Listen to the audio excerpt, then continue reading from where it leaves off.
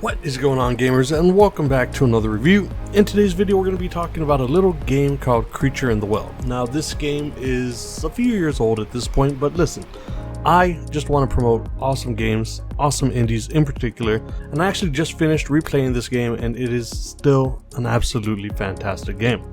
Now as always, we're going to start off with the basics. So Creatue In The Well is available literally everywhere. You can pick it up on Xbox, PlayStation, Switch, Steam, and the Epic Games Store, and it's going to set you back $14.99, which is actually a really good price for an indie game of this caliber. Again, in my opinion, it's a fantastic game, and it should take you around 6 hours to complete the game on your first playthrough, maybe a little bit less. Now, I played through this game a couple of times, and I actually just finished playing through it once again, and it took me a little over 3 hours to finish. But of course, like I said, I've played this multiple times. So let's go ahead and talk about the game. The game starts off with a little bit of text to give you some backstory, and there's these people that live in a town named Mirage. Now, the town has been engulfed by this sandstorm that has been raging for years. And I'm not just talking about years and years, I'm talking about many, many years, like over 100 years. So much so that the people that live in this town now don't know anything else. They believe that there's nothing else besides the storm and the mountain. Now, as far as the mountain goes, the mountain houses this machine that was meant to fight off the storm. People knew that the storm was coming. They built this machine within the mountain. It's absolutely huge, and it was meant to fight off the storm. But what they didn't expect was the Creatue In The Well, the actual bad guy of the game. Now, this guy is a huge, scary-looking baddie, and he, for some reason or another, stopped the powering of the machine, and so the storm has been raging on. We don't know if there's any other places on the planet or if the whole planet is actually just one giant sandstorm, but that's kind of what you get the feeling of.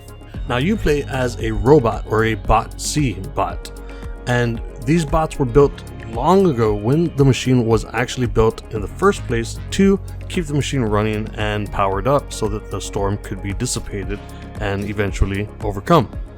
I don't know why, but for some reason you're the only bot that's left, and you just awoke out in the sand, and you immediately continue moving towards the mountain so that you can get to the machine and finish your goal of actually powering up all the monoliths to make the machine work and get rid of the storm. Of course, the Creatue In The Well is going to try to stop you every step of the way. After you finally get to the mountain, you will see that there is this hub area, and there's this one frog guy. I forget what his name is already. I'm horrible with names. But he's pretty much one of the few only creatures that's willing to talk to you. He's not really afraid of the creature.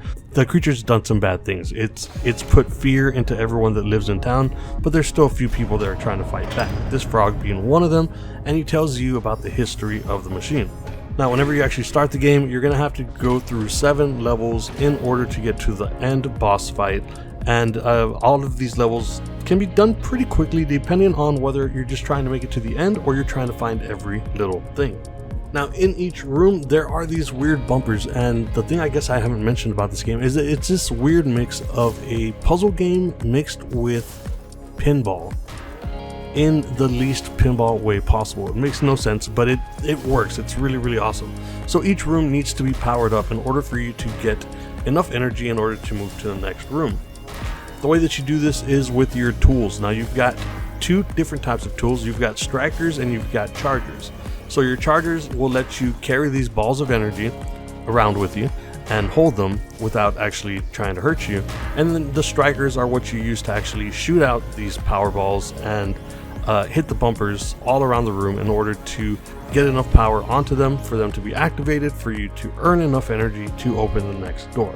Now, I know it sounds overly complicated, but it's really not. It's just swing a couple of times, throw the balls out there, repeat. And it's really fun the way it works.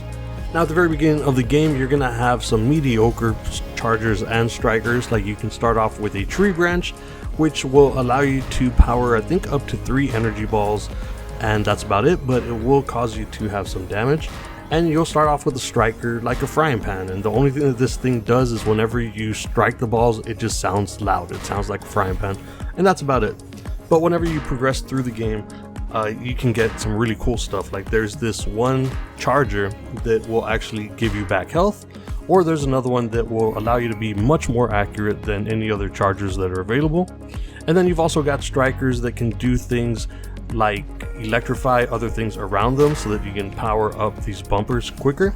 Or there's this other striker that allows you to split the energy balls into 3 at a time every time you hit them, which will allow you to shoot more balls to try to stop some of the enemies that will eventually come towards you. Now, on top of that, there's a lot of lore in this game, usually found towards the end of the level. Right before you exit a level, there are these 4 computer stations that you can go and read up on, and the lore is actually really cool. I'm not going to give away too much or anything like that, but there is plenty of lore within each level. Now, on top of that, you can also get some of the lore from the frog character that you meet at the hub at the beginning of each one of the stages, or if you explore through town, there may even be a few other people that you can talk to and get some more information from.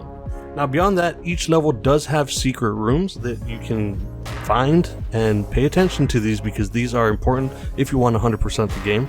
But there's these hidden rooms that you need to do certain objectives within rooms in order to unlock them, and these things will give you extra collectibles. So there's 2 different types of collectibles that are there on top of your chargers and your strikers. You can also get capes and power cores. Now, capes don't really do anything, they're just an extra collectible to put more achievements and trophies into the game. But on top of that, you can also get power cores, and power cores are important. You can use power cores to power yourself up, make you stronger, which allows you to charge up these energy balls even further, which makes them stronger, which allows you to clear out rooms quicker. So it's just a really interesting game. I just spent the last 2 days playing through it again. Again, it did take me around 3 hours, 3.5 hours. But if it's your first playthrough, it's probably going to take you at least 5 hours, maybe 6. But it's a fantastic game, and it's a game that I don't think I've talked about on this channel. So I wanted to put this out there. It's $15 now. It's been out for a while. $15 is a great price, and this is one of those games that I think of whenever I think of really good indies. So if you guys have not checked out Creatue In The Well yet, go and check it out. At the very least, add it to your wish list, and whenever it goes on sale on top of the $14, go ahead and pick it up whenever it's $12. Pick it up when it's $10. Whatever you do, pick it up whenever you want a fantastic indie game to play through. Just wanted to put this out there. Absolutely fantastic game. If you haven't played it, you should definitely check it out. With that said, as always, if you want to keep up with any of our other indie game reviews or our other videos, please consider subscribing, and I will see you on the next video.